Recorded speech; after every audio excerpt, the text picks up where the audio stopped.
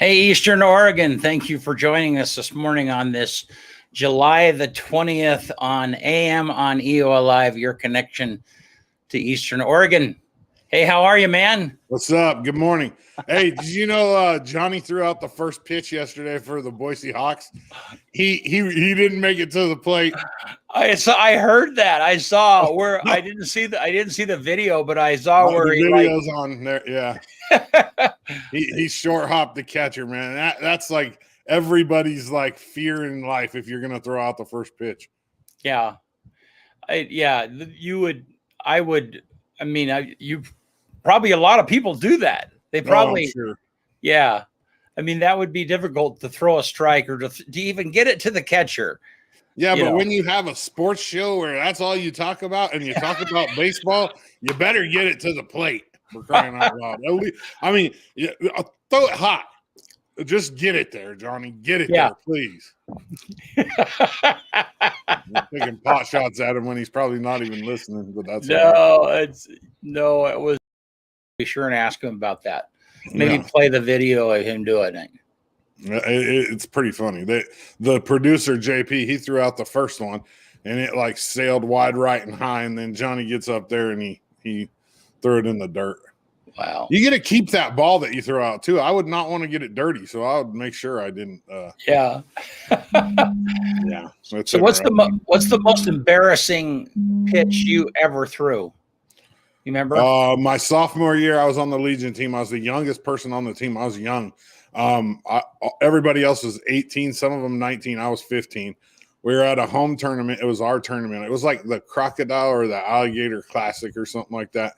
We were the visiting team because we were it was a tournament, so we had lost the toss, and it was the championship game. Ryan Chachis threw the first 7 innings. We were tied 1-1 going into the bottom of the 8th, and they brought me in, and I threw a split finger. That was my out pitch, and I had the guy 1 and 2. The count was 1 ball, 2 strikes. Threw a split finger. It came out funny. Didn't do what it was supposed to. Stayed about belt high, and he hit it about 400 feet, and they won the game. Oh, wow. It's the only home run I ever gave up at home on Optimus Field, and I pitched a lot of innings on that field. So when you do that, did it just kind of lob in like a perfect home run? Pretty much. And then the newspaper, I ain't going to say no names, but you can probably guess who the sports reporter was at the time. He wrote an article about the guy that hit the home run off of me in our own hometown. Yeah. So that just made it even worse. I mean, I was the youngest on the team by 2 years. And then on top of that, I gave up a game-winning home run, and then the Observer goes and writes an article about how I gave that home run up and how the guy had been injured all year and just came back. And, yeah, it was – I was watching the home run derby the other day at the All-Star game, and the pitcher. I mean, they have that guard up, but I mean, he's just trying to hit hittable balls. I mean, excuse me, he's just trying to pitch hittable balls over and over again, right? Yeah. Yeah. And yeah. You want to put it right in the hitter's wheelhouse. That's the whole point. Yeah. That's the whole thing. Yeah. So they just throw right down the middle, wherever they want it. Yeah. And do they have, how do they do that? Is there like so many? I don't remember. It's a time limit, I think. Now they've changed it so many times. It's been, they hit a lot more home runs than they used to. So I think it's on a time limit. Yeah. What do you call poor Santa Claus? I don't know. Saint Nicholas. Saint Nicholas. You know that Oregon's the only state with an official nut? Really? Yeah. What is the nut? Take a guess. We only grow really one nut in this whole state. See, and I don't even know that. I don't even know what nuts we grow. I'll bet you Paul Anderes knows.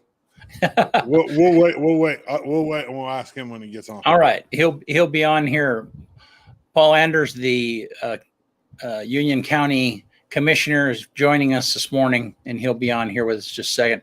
If you're watching and you want to call in, and comment or talk or ask a question, you can do that by typing EOA.news in your browser, and that will take you to a window, and you can private chat with us and kind of talk to us about what you want to talk. But we'd love to have you call in, or of course in your comments. You can always put stuff in the comments, and we'll put those up on the screen and talk about that. So we should let's look at the weather, huh? Let's look at the it. camera. Yeah. Not as smoky today as it was yesterday. You're right. It's clear, man. Yesterday afternoon, it was just socked in. Yep. It cooled it down in the valley, though. It did. You couldn't even see the mountain. So yeah, let's look at Gabe's forecast here. It's going to get up to 90. Oh, it might sprinkle a little this afternoon, possible. That'd be nice, wouldn't it? It's about normal this time of year. Yeah. The smoke's burning off, though. That's good. So the wind must have changed. Maybe so. And then this is tomorrow. About the same, a little bit cooler, high of 87. We're going to have some haze in the afternoon and some possible showers in the morning. Yep. And our weather is brought to us by Nate Conklin, State Farm Insurance downtown in LeGrand. Thank you, Nate. Thank you, Nate. Be sure and check him out if you guys have insurance needs. Yeah. Not Jake, Nate. Not Jake from State Farm. Nate from State Farm. Yeah, I love that commercial. That was so funny. Yeah. All those insurance commercials are funny. What are you wearing? Khakis. Yeah. No, but that one was that. Yeah, they really did. It's funny because I have a friend who works for State Farm. He's a video producer who works in their corporate division and stuff. And they hire all those commercials out. I mean, they have an ad agency that does all that stuff for them. But I tell you what's interesting is their jingle. State Farm is there, like a good neighbor. State Farm is there. Barry Manilow actually wrote that, and he still owns the rights to it. I've heard that before somewhere. Yeah, when State Farm uses that, they still have to pay for the royalty rights to use that jingle. Yeah, smart dude. Yeah. What do you think the chances are that Paul's going to know the answer? I don't know. State nut is. Let's pull him in. He's like nodding his head like he knows. I think he does. Good morning. Yeah. How are you, gentlemen? Good morning. How about yourself, man? I'm well, thank you. Good. Two right answers to the question. Hazelnut. There's two names. Or the filbert. Yes, indeed. He is 100% correct. All over the west side, there's hazelnut orchards everywhere. And they grow them in rows, and they use shakers. These arms that go out and shake the trees, and then the nuts drop on the ground, and then they come through. And hazelnuts, interesting. Yeah. Hey, you ever had a hazelnut? Well, I mean, I've had a hazelnut latte. I'd had a hazelnut. Have you ever had like the actual nut? I'm sure I have. I don't. Pretty good. I don't recall. How big are they? They're about yay big. Yeah. Okay. Yes, It's what Boyd Rock uses to put on the ice, to use the shells, hazelnut shells. Yeah, right. For traction, because we sell a lot of hazelnuts out of Oregon. Yeah. Well, how you doing, Paul? I'm well, thank you. Thank you for having me on this morning. Yeah. How are things in the county? Kind of give us an update. I've asked Paul to give us an update on the county stuff, and then I also want to talk about forest fires and specifically how fires are fought, because I don't have information on that. I know, every year they affect us. They do. We see the smoke, we see the haze, we see the equipment come through, and we see the planes and so on and so forth. But there's a whole language that is spoken in firefighting, and you have done that as a teacher. You spent your summers doing firefighting also. Is that correct? That is correct. Yes. Yeah. So let's start with the county first. Talk to us about the state of the county and how things are going. Enough, we've been dealing a lot recently at the county with fire. We've had two special meetings in the last 2 weeks dealing with facets of fire. One was to start the field burning season earlier because the producers and the manager, new manager of the Smoke Management Center in Imbler, working very closely in great cooperative program with Imbler Rural Fire Department. The new smoke manager is Toby Kane, retired ag teacher, grew up in the Valley, worked in fire over the years. They, through Toby, requested that we start the regulated season early. And the reasoning behind it was that the producers, A, were ahead of schedule because of the dry and warm summer. And then B, they were concerned that the valley was going to fill with smoke, which prohibits them from burning their fields while the air quality is poor. So we did that. And then almost as soon as we did it, the valley was inundated with smoke. And unfortunately, they were unable to burn. The other one that we had was the rural fire chief, Chief Kretschmer, requested that we ban all fires, and that we had a burn ban in effect, but there were some caveats on it, and those caveats were that we since removed are recreational fires and burn barrel. So those are now out of the equation as well. So what was that? What did you say? The before burn barrels was what? Recreational fires? Or? Right. So if you were in your outside city limits, this is county only, because cities, Elgin, Union, North Powder, LeGrand set their own in-city rules. But so in county, you would be able to have, say, a fire pit in the backyard where you got your family around and roasted marshmallows or something like that. Those are now prohibited, as are burn barrels. Okay. So really, the only kind of fire that you can have would be propane barbecue of some sort, or a smoker pellet type smoker. Those are the two that are allowed now. And within the parameters of the program, which are very specific, field burning will be allowed throughout the summer. Wow. Okay. We have 9 fires burning in Oregon, including the biggest one in the whole country. In the nation. Yep. I talked to one of the commissioners down there and yesterday on another matter, and they are just scrambling. It's so large, and I don't want to sound patronizing, but the concept of an acre is the same size as a football field. So if you're sitting at Community Stadium, that's virtually 1 acre sitting in front of you. And they're at 300,000 over 300,000 was the last I saw. That's a lot. I mean, it's a chunk of real estate that's really expansive. And just to get around something like that is a task in itself. So. That's crazy. Yeah, and which fire is that? Is that 300,000 acres? That's the bootleg fire. It started in Klamath County. Now it's in Lake County.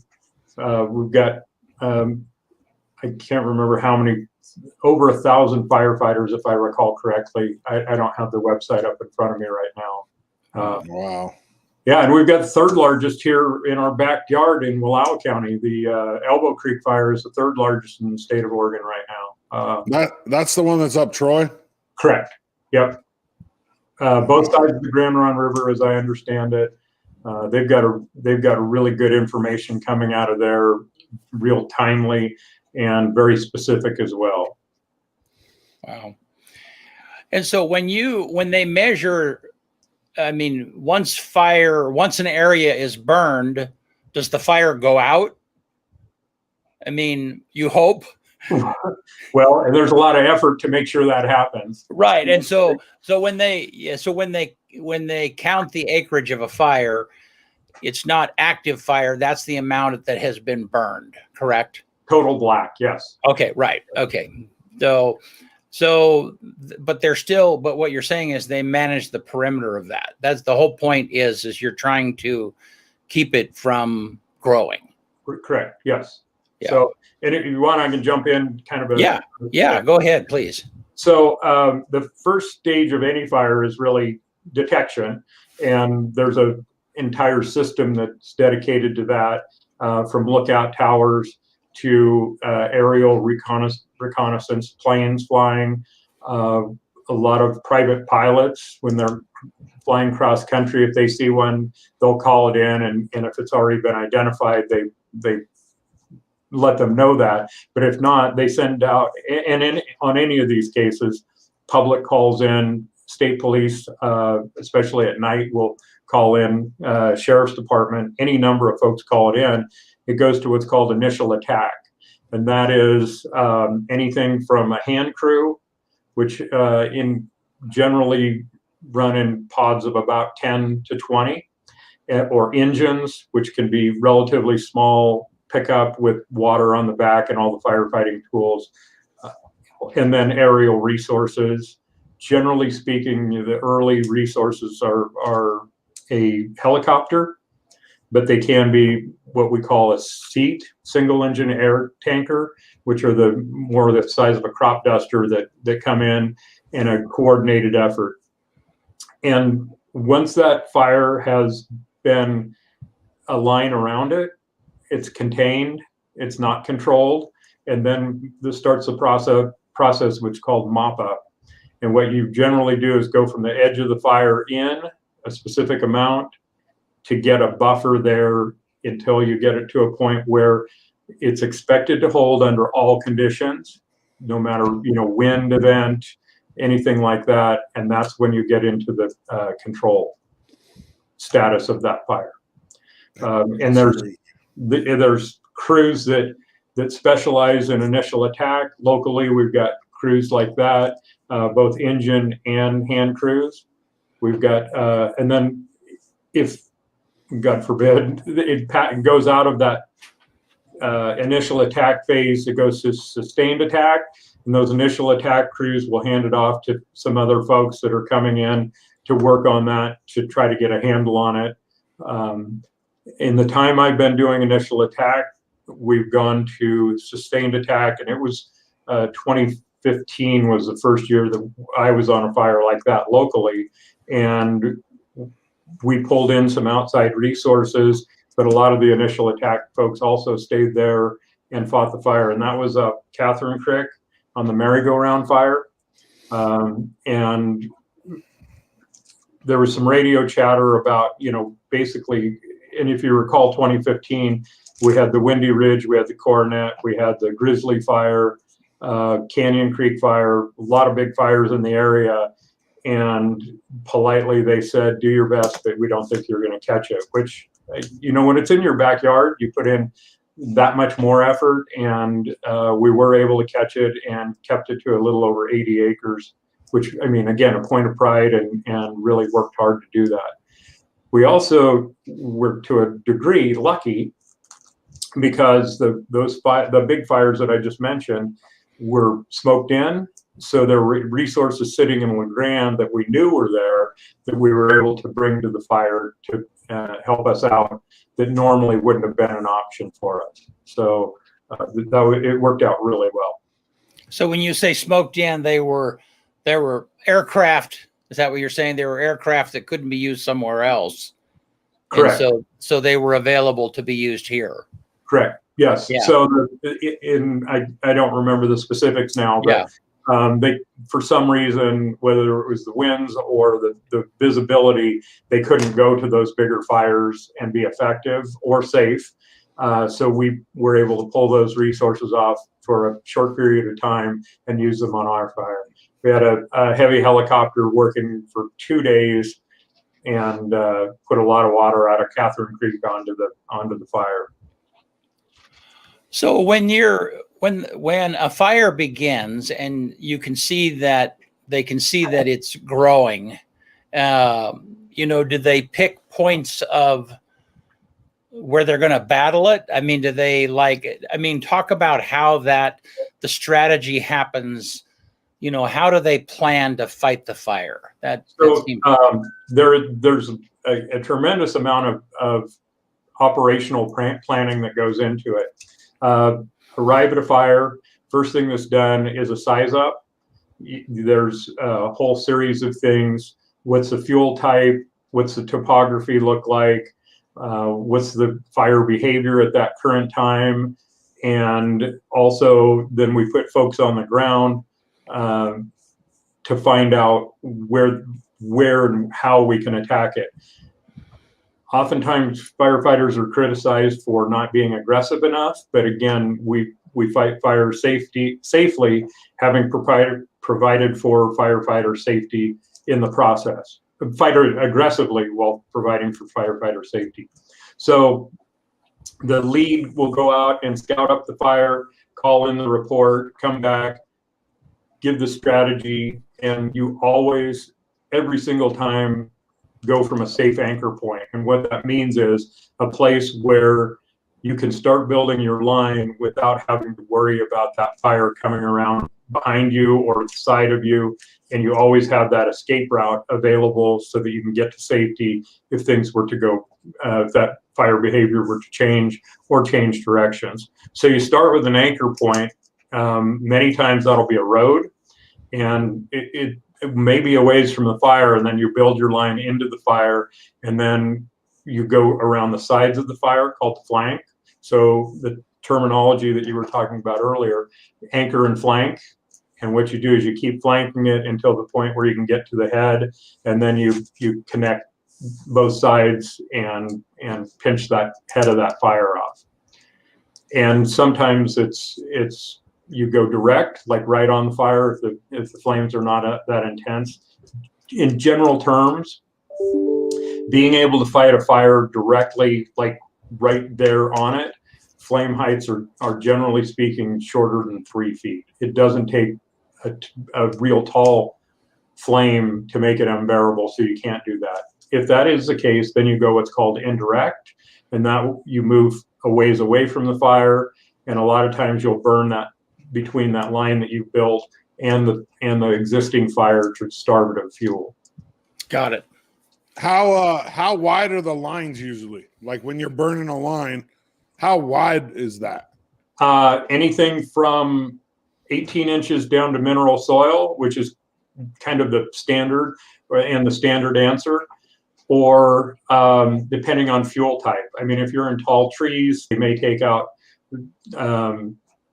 all the brush and then scrape down to that mineral soil. Sometimes they'll take trees out. I've been on multiple fires where they actually bring in logging equipment and take out pretty good swaths of trees, and then burn their line from there.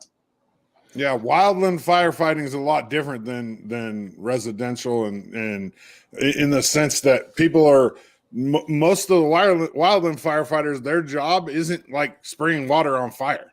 Not a lot, no. No, it kind of it reminds me of labor. There was a fairly vocal controversy about 2 weeks ago when a U.S. congressman called wildland firefighters unskilled labor. As you can imagine, they took offense to that. And after, I think, many phone calls to his office, he retracted his statement, and he meant really that was the people that were coming into the profession.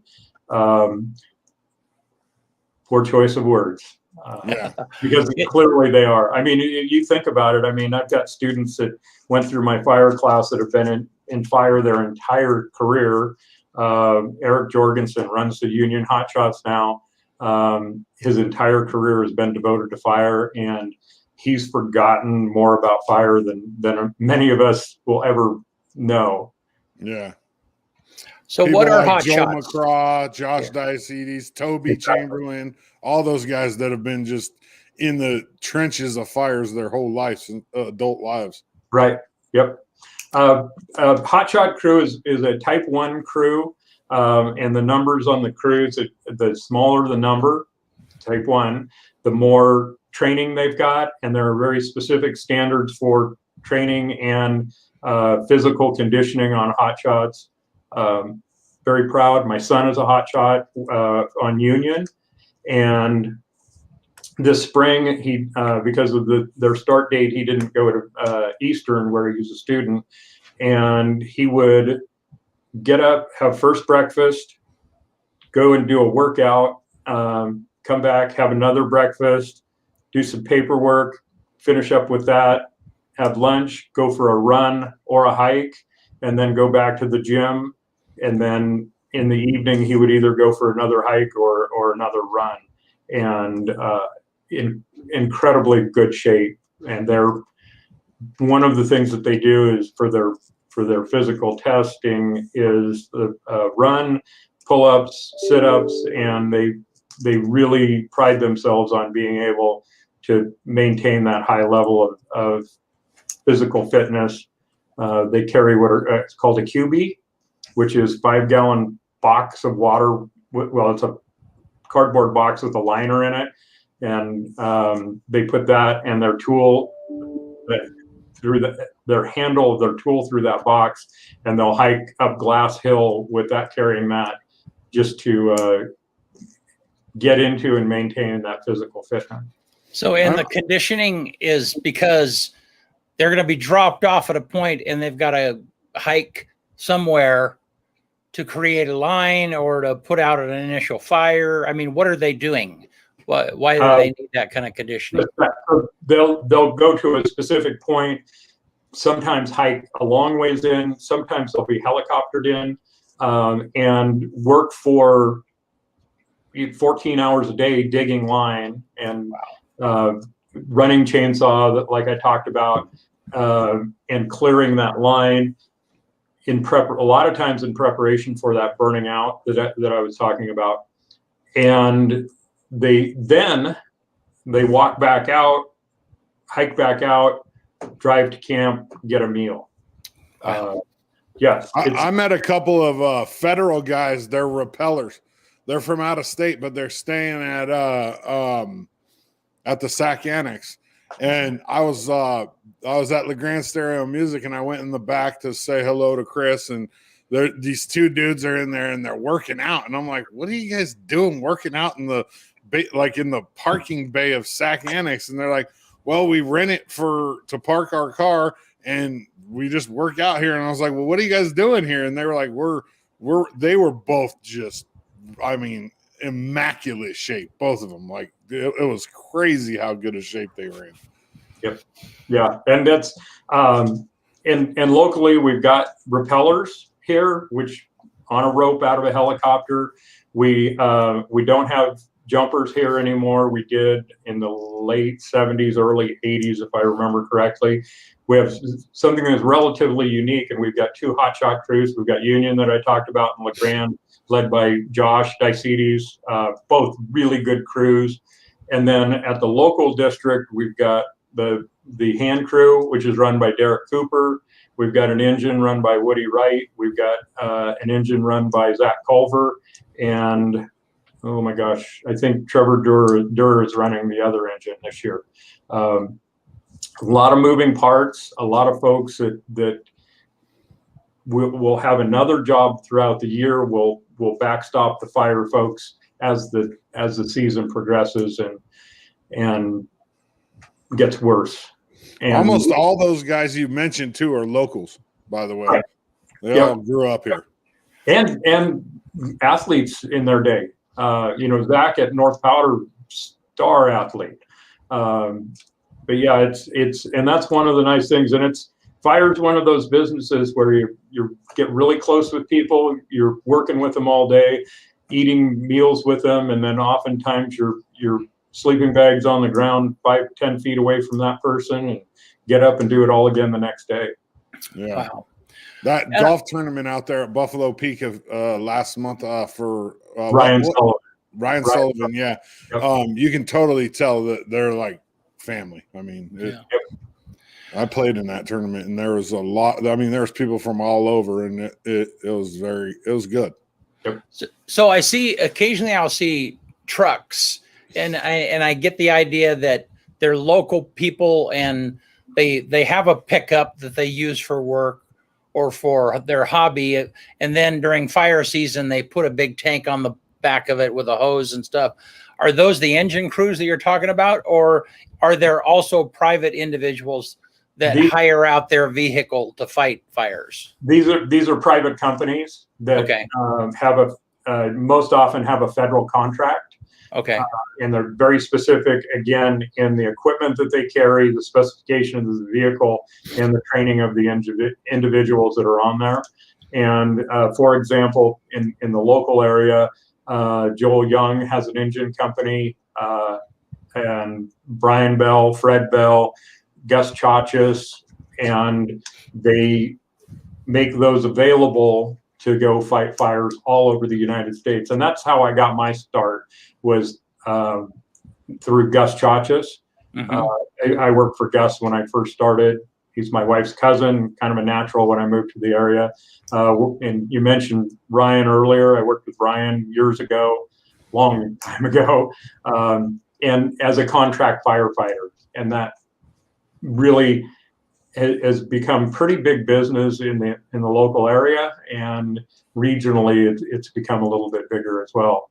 And LeGrand is kind of a hotbed for those contract engines. A lot of folks had some really good success early on, and folks went out on their own from there.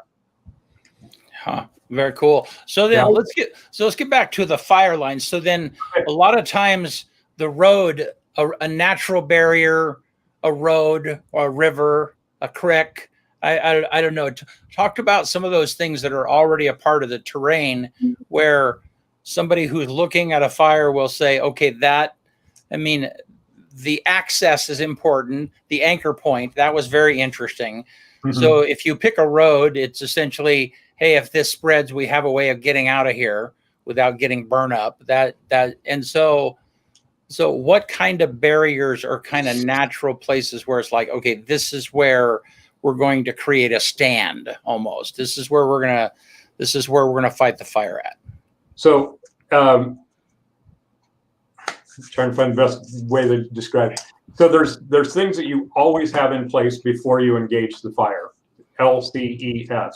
Lookouts. You have someone that's going to be watching and monitoring what's going on. That may be a crew member. It might be someone else. Might be someone working an engine and that's able to kind of keep their eyes on the big picture.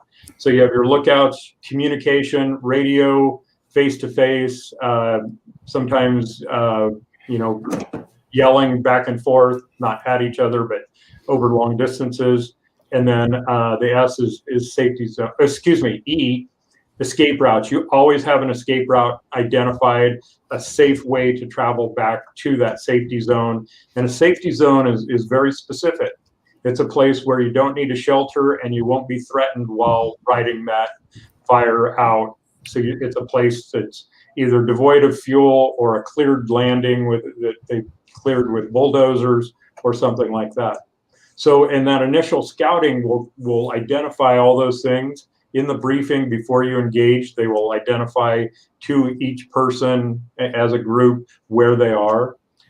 So for example, I'm thinking about a fire we were on a few years ago, and a road ran right through the middle of it. So we parked a ways away from it, always pointing out, because you don't want to have to turn around if you're trying to get out quickly. And so our job was to work on everything on the upside or uphill side of the road. And right there on the cut bank, we started digging line. And then below that, the helicopters were going to work. And it gets a little intense when you've got a helicopter right over the top of your head. I mean, you're right there and you're digging line. There was a little bit of miscommunication on that one.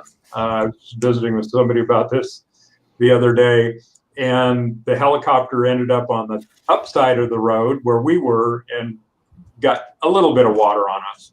Not a, hey, Kenny, it got a little bit of water on us, and it was like, oh, okay, and kept going. We kept building line. But again, those helicopters that are right on top of you, at some point, the distance becomes irrelevant because it's so loud and they're they're working in fairly close proximity to you.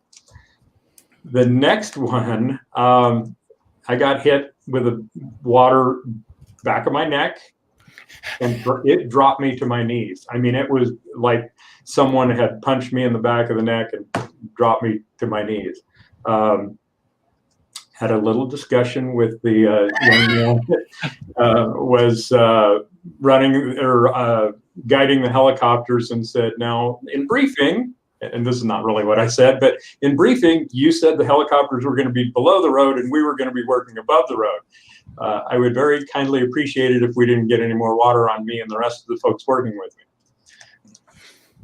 You know, I chose different words. I just spiced it up a little bit.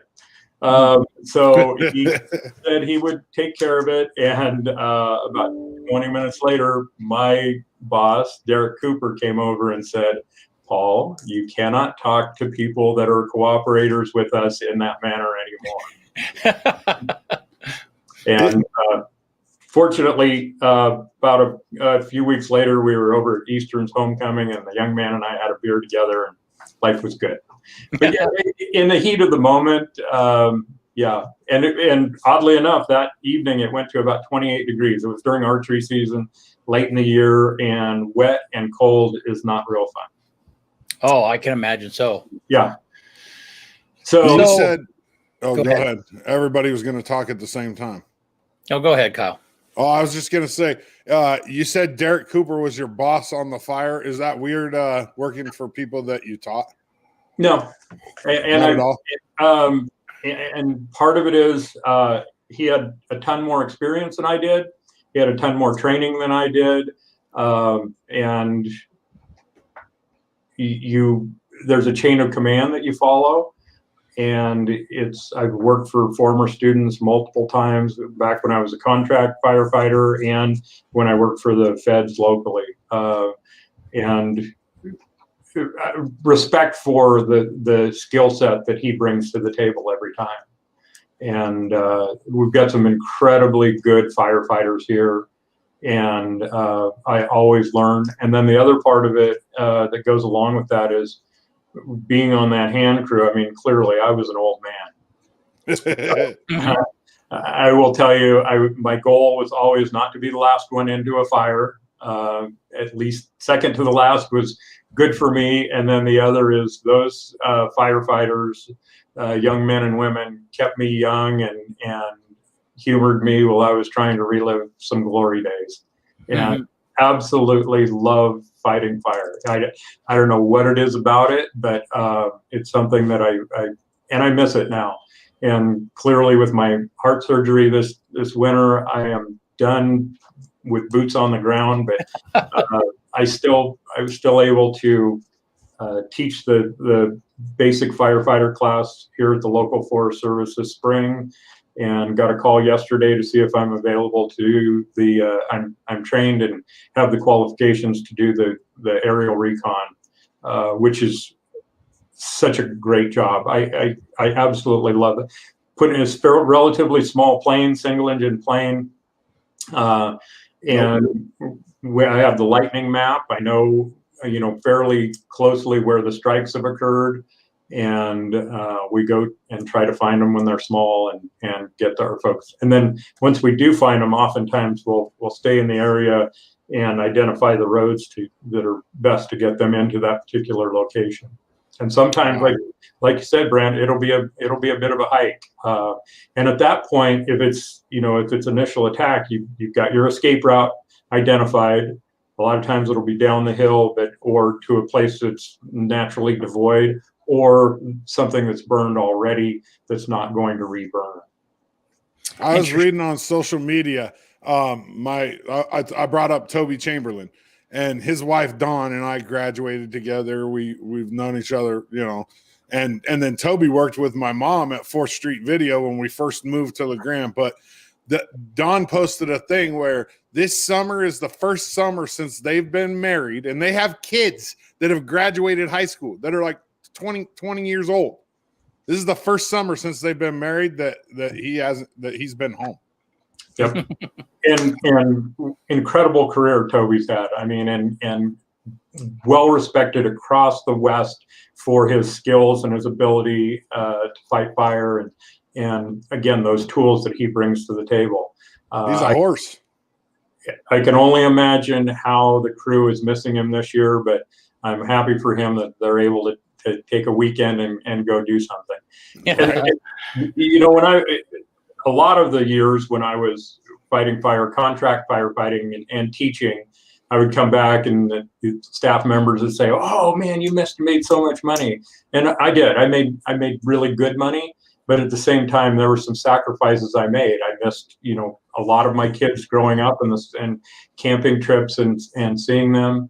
One of the reasons I went to work for the Forest Service that I applied there was, and this has been a long time ago, my wife and I and my son, and I think he was junior high maybe, and we had tickets to go see Ziggy Marley in Bend. And there was a lightning bus that was coming through Vail, and we were positive we were going to get called to go. And it's a call when needed contract. There are no guarantees. If they don't need you, they're not going to call you. And so I said, you know, it looks like we're going to go, and I don't, you know, we've got, at that point I was a contract engine boss, and if I didn't go, the engine didn't go, and then the other people on the engine wouldn't be able to make money either, which I knew was important to them as usually post high school and going into college. So I sat for 3 days, never went anywhere, and my wife and son got home and talked about how great the concert was, and I thought, I got to do something different. And part of it is with the Forest Service, you had, you know, specific days off, and it wasn't a call when needed. It was a full-time summer job, and it worked out really well. And again, got to see a different side of fire. I'd been engines at that point for 16 years, contract engines. At one point, owned some of my own in partnership with Dale Decker, and they put me on the hand crew, and I thought, what? Yeah. That's like putting a basketball player on your baseball team. It's like, no, you don't understand. I'm an engine guy. Absolutely fell in love with it. The initial attack portion of it, hiking into those fires, you know, being able to be part of that team that was stopping it, sometimes within view of La Grande, or oftentimes well within view of the Grand Ronde Valley. That to me was a really special time in my firefighting career. So let me ask you, how do you talk about the aerial bombardment? That's not the right term, but I mean, how do they choose? Because that's what we see. We see a lot of, gets a lot of the glory and so on and so forth. How do they decide where to put the fire retardant, or where to put the water, or whatever it might be? So, excuse me, retardant, and it's a mixture, and I don't know the exact mixture, but it's got clay to make it mixed in, and they have big mixers in the tank so that it doesn't settle out and separate. But that clay helps it maintain a pattern falling. And so there's what they call seats, single engine air tankers, which are the smaller ones I talked briefly about. Generally speaking, but not always, they'll have what's called air attack, which is a smaller airplane that will lead them in and is in constant communication with the folks on the ground. And they'll come through and put out I don't even know what it is. It's like a shot of smoke, so that's visible, so those bigger planes can follow that, kind of a trail for them to follow. They get right down on the deck. One of the things that we really strive to do is make sure that the line is clear and there's nobody there. Water alone weighs, give or take, 8 gallons of, or 8 pounds per gallon, and falling at terminal velocity, which is 125 miles an hour. Retardant's even heavier. It can do some damage. It can break trees out. It can roll rocks. And if you're in its path, it's not going to be good. Peripheral, you see that fairly often. People getting overspray from retardant. But so that lead plane, with communication with the folks on the ground, will identify the path. They hit the smoke, following right behind it. The retardant planes are coming in hot and heavy and putting down a line. And then oftentimes what they'll do, it's called tag and extend. And what they'll do is the next one will take that in the red, very visible, will start their drop on the end of that one and continue it out, so you have a nice continuous line along there. So they're not necessarily trying to put the fire out, they're trying to create a fire line. Is that right? Yes, and that's one of the misconceptions about the retardant. It does not put the fire out. It slows the spread. It a lot of times, well, if it were in grass, it'll knock most of it out. But generally speaking, there's going to be some work to go back in. As soon as that line's clear, you'll see the crews go back in and take advantage of that fire, the fact that it's been knocked down, and completely extinguish it and be able to move that line out. And then the other version is that, whether it's a Dicides or a Chamberlain on the radio calling in, okay, we're on this chunk of line, we need a drop here, they will actually call the drops in themselves. And that's true both with retardant planes and helicopters with buckets. Helicopters and buckets generally, well, they don't have a lead plane of any kind. They're always in direct contact with folks on the ground. Someone that's directing those bucket drops. Wow. Interesting. Complex. Wow. Yeah, it's very complex. A lot of moving parts, and then we haven't even talked about the support staff that go with it. Whether it's fuel for pickups to get the folks there, the engines that we talked about, a helibase, food, breakfast, lunch, and dinner based on the calorie requirements of those hotshots that are out working, digging line for 14 hours a day. And it's the sack lunches they're big and they're generally pretty good. It's got to be similar to military, right? I mean, you're out in the military, you're out for endless hours and you need a lot of calories and you need it quick. Right. Yep. And that's one of the things that we carried in our packs is we had an MRE, which is a military style meal ready to eat.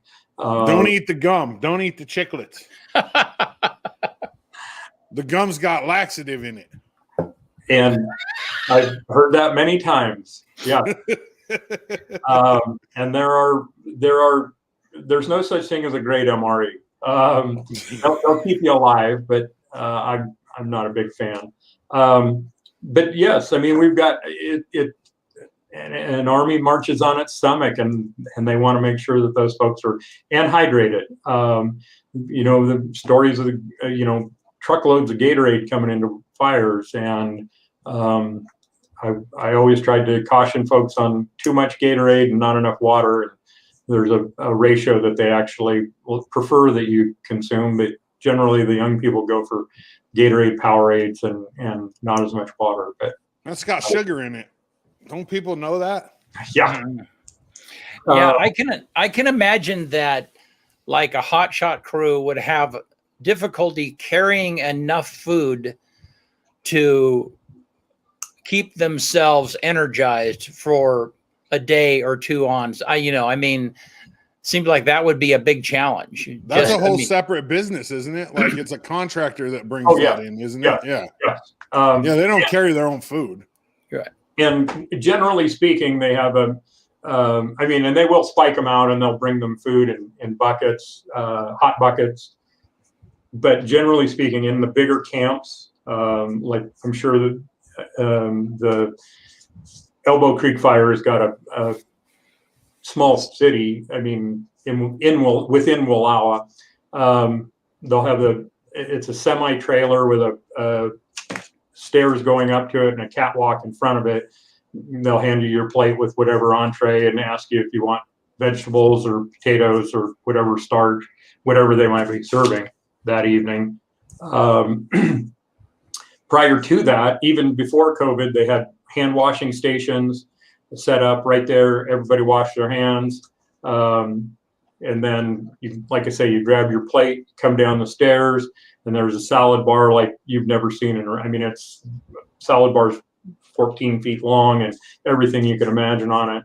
A dessert bar, and then usually a whole wall of drinks, from coffee to tea, milk, juice, all sorts of things. It's been interesting, and I like to eat, but watching so do I. Watching a shot crew come through that line, and they've got their pockets filled with, a couple of ice cream sandwiches. They've got their plate with all their food on it, plus salad bar stacked up on top of it, and then drinks, and trying to weave their way through to find a place to eat and down that many calories. But it's not for everybody. But there, like I say, there's a lot of folks that get into it and love it. And part of it for me, especially when we traveled, I've been in most of the Western states. I think the only Western state that I wasn't in was Wyoming, fighting fire. Wow. Nevada, Northern California, actually quite a ways down into California. Colorado in 2002. So yeah, I love it. A lot of the other stuff, like I know a guy on the west side, he has a contracting business, and all he really does is just deliver stuff to fires, generators, tent, that's just his job. So basically, as a firefighter, you just get to go in and worry about fire, right? I mean, correct, right, and that's really, there's that system that's set up to support those on the ground, and the bigger the fire, the more complex that gets. You've got shower facilities. You've got a medical unit it's one of the first folks to set up. You've got plans, operation. You've got someone taking care of time and making sure that people are getting their time recorded correctly so they get paid. There's public information officers that their job, and probably one of the biggest improvements I've seen in fire since I've been around it is that information piece of it. They're really good about getting information out and accurate information, because like anything, and it's the only thing worse than no information is wrong information. Yeah. Right. And we've got as a commissioner, the Umatilla and Wallowa Whitman in particular are really good about sending us those email updates. With the folks from the Umatilla are really hopping. They had those fires that started early on, and then the Elbow Creek fire is really the ultimate responsibility is on the Umatilla, even though it's now sharing two forests. And I was looking at one of the maps last night, and once it occurred to me, once I looked at it, it's like, you can see a section mark, and a section is 640 acres. Is that correct? I'm trying to remember. Yeah. My dad was an ag agent in Wyoming. And so, and it was, you could very quickly count the sections and figure out approximately how much area had been burned up by the fire, just by counting the sections and multiplying it, times 640. But right. And that 640 is a square mile. Right. Yeah, square. Correct. Yeah. Yeah. Yeah. A mile. And for those people that don't know, when you're up on top of Mount Emily at Emily Rock or Indian Rock, and you look down and there's those squares, those are sections. Those are section marks, and a lot of those roads run east, west, and north, south. And so you can see exactly which directions that is. Anyhow, all of that ag stuff that So, a little bit of this reminds me of if you had a whole bunch of cattle get out, how would you contain them? That's a little bit like a fire. It's just like you've got to figure out how to contain it. Where the line is going to be. Where is it going to go naturally? What is the easiest thing that's going to burn? Where does it have fuel, and where is it going to go? So, and if you look at those maps, especially, it's relatively close and got a lot of information on it. You can see where that fire is making runs up drainages. Over Grand Ron. I mean, it goes along so far, and then it hits the drainage, and a lot of times that the winds will travel up drainage, and that's, I think, how, just based on my background in fire, that's what happened on that. And oddly enough, my family and I were at the top of Mount Howard, at the top of the tram, and my daughter said, "Is that smoke down there?" And I said, "Oh, I don't know." And I said, "Yeah, that's got to be one of those fires over by Pomeroy," not really paying attention to the location of it because of the size of it. And so I looked on the Blue Mountain Interagency Dispatch recent, and they had a new fire north of Wallowa listed at 5 acres. I said, "Well, that's not it. It can't be." Checked back a little while later, and it was 100 acres. And I thought, "Oh, maybe that is it." And then sure enough, that was that first afternoon. It went from I think first identified at 5 acres and ended up at over 1,000 that first day. And yeah, and I heard people around town talking about how fast that fire spread. It was pretty darn quick. Yeah. Yep. Well, and we drove down on the 4th of July. We drove down through Flora to Troy in that area. And man, it was dry, just beautiful dry grass. I mean, I can only imagine how quickly that has gone through some. Do they know how that fire started yet? I have not seen no. Still under investigation. And when you said you'd heard around town people talking, there are some folks around, but there is nothing official. I've heard a few things too, but nothing official. I don't want to. Yeah. Well, Paul, thank you so much for jumping on this morning. And what a great informational piece for us. And I appreciate being on. And if I can put a plug in for the yes, please, Wildland Firefighter Foundation. Their motto is compassion spreads like wildfire. They're there when our firefighters are hurt or injured to support the family and the individuals, and they've done some incredible work over the years. And it's the Ryan Sullivan Memorial Golf Tournament. The proceeds of that go to support the Wildland Firefighter Foundation, and it's a good organization. And you know, people are always saying, "How do I help? How do I help?" We talked about the firefighters generally being really well supported with food and drinks and things like that. If folks want to help, a contribution to them would be well received. Awesome. Perfect. Thank you, Paul. We appreciate you. Yep. Wealth of knowledge. Yep. We'll talk to you soon. Thank you. All right. Let's get this list done and get out of here on a Tuesday. All righty. On this day in 1876, July 20th, was the first intercollegiate track meet held in Saratoga, New York. Princeton won. In 1917, World War I draft lottery was held. If your number was 258, you were the first number drawn. Wow. 1940, on this day, Billboard published its first singles record chart, and the number one song, the very first number one song single on Billboard was I'll Never Smile Again by Tommy Dorsey. In 1969, on this day, Apollo 11, carrying Neil Armstrong and Buzz Aldrin, landed on the surface of the moon. 7 hours later, they stepped foot onto the moon, and Michael Collins stayed in orbit. Wow.